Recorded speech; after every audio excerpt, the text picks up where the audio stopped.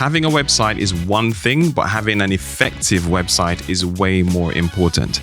In this episode, I'm going to focus on 3 things that you need to do to make sure that your website is more effective at converting leads and sales for your business.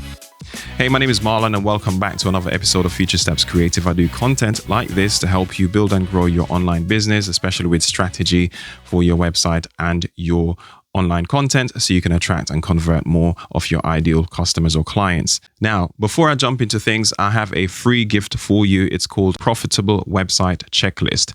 Now, you can get this downloaded and go through all the things that I recommend that you should be having in place for your website. So if you're building a website now, or if you have one in place, you can use it to audit what you've done to see what changes you can make to make your website perform better for your business.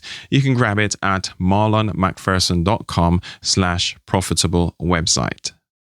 Now, like I said, I'm going to be covering 3 things that's going to help you become more effective with your website strategy. And the first thing that I've got is going to be to figure out what the goal is for your website. What's the main goal? Is it to convert leads? Is it to sell your product or service? Is it to provide a resource or resources? You need to figure out what that primary goal is, because this is going to help you as a guiding North Star when it comes to certain decisions that you're going to make in terms of the layout of the website, what is going to be on the website, and so forth. And you want to make this as straightforward as possible. If you have too many things that you're thinking about as a goal for your website, you're not going to have an effective enough website, because it's trying to spread people's attention in too many different directions. So you need to actually have a clear focus so that you can actually get better results with what it is that you actually want people to do. The second thing you need to understand with your website is that the website is not for you, it's for your users. Too often people are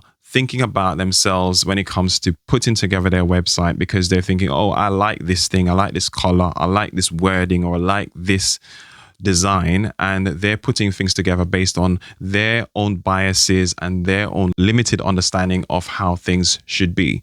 So instead of thinking about things from your perspective, actually put together a ideal customer profile. If you haven't done that before, you just need to figure out who your target client or customer is and write down the things that are important to them. So think about their pain points, their desires, their needs, their expectations, and what it is they're looking to accomplish. And this is what you're going to use as the primary decision maker as to what you put on your website. It's going to help you decide how to word things. It's going to help you decide what actually should be in place, and so on the website. So think about your ideal customer or client and use that information as a guiding principle when it comes to decision making. The third tip I've got for you in terms of making your website more effective is to design for the journey. What do I mean by designing for the journey? You want to understand what it is that you want your users, who are going to be either your potential customers or whoever it is that's coming to the website. You want to decide what the journey is that they're going to take, or the steps that they need to take on the website to get them to the result or the goal that you have in mind for them. And this is something that needs to be congruent with what they want. If you go back to my previous point, I spoke about having a customer profile and understanding what it is that they need, the desires, the pain points, etc. You need to tie that in with the journey on the website in terms of the user flow. So think about things like having a clear call to action, which is going to be basically go to an intentional capture point.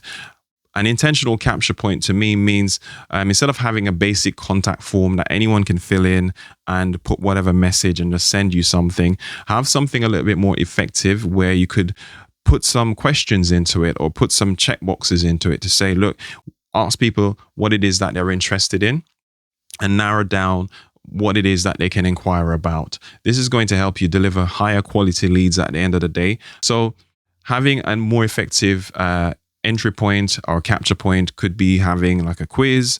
You could consider having a survey or some kind of a quote calculator if this is something that you do, if it makes sense for your business or brand. All these things are going to actually filter out some of those lower quality submissions and give you some higher quality leads at the end of the day. So make sure you have a button at the top of the page as well that is going to lead people through to that call to action and is clearly outlined with a headline with what action they need to take to go to that next step. People need to be guided. And I will say that I have 3 things for you, but I do have a bonus point, which is to keep things familiar in terms of design. Instead of trying to be a unique unicorn, I know a lot of people try to be different and try to say, you know what, I don't want to have my website looking like everyone else's and so on. But you already have something that's unique. You have your brand, you have who you are, you have what your goal and your mission is, and you have how you see things and how you communicate, etc. So it's the words that you use that's going to differentiate you, not so much the design. In fact, having something that's unorthodox in terms of design that typical users in your space are not used to is going to actually hurt you more likely than it is going to do good. Because what happens is that people get confused when they land on your website and they don't see like the logo in the top left-hand corner. They don't see the menu over onto the right-hand side. And the things they expect to see, they don't see like a nice banner with a call to action button. They're seeing all of these crazy outlines or these crazy designs going on because you just want to be unique.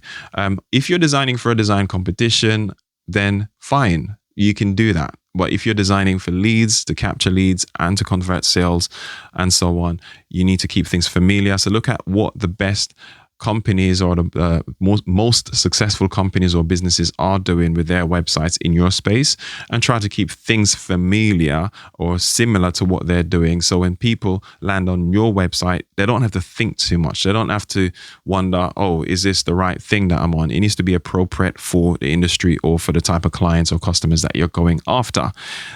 Those are the tips that I have for you today. Hopefully you have gotten some value from it. If you did, feel free to share this, subscribe to my YouTube channel, and follow me on social media as well, as I will be sharing other content on these platforms as well and giving you more tips. Thank you for hanging out with me, and go ahead and check out another piece of my content. Take care.